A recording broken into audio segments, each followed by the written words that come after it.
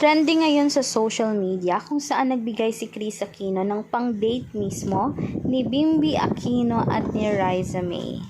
Ika niya, siya naman kasi talaga ang sa financial ni Bimby ang nagtatago para sa future. Pero gayon pa man, nagbigay naman siya ng pang-date mismo para maging masaya ang araw nilang dalawa. Ang cute dahil suportado ng both family ang relasyon nila. Mag-best friend hanggang sa magiging magjowa.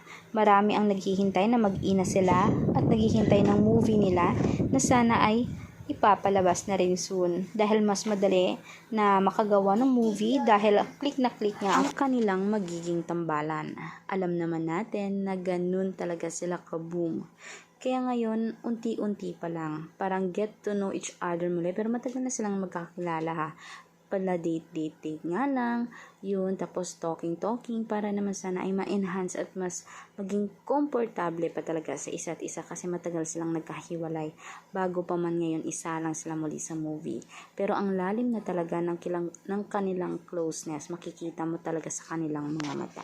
At yun lamang, huwag kalimutan mag-subscribe, i-click ang notification bell for more public videos, i-share na rin ang video.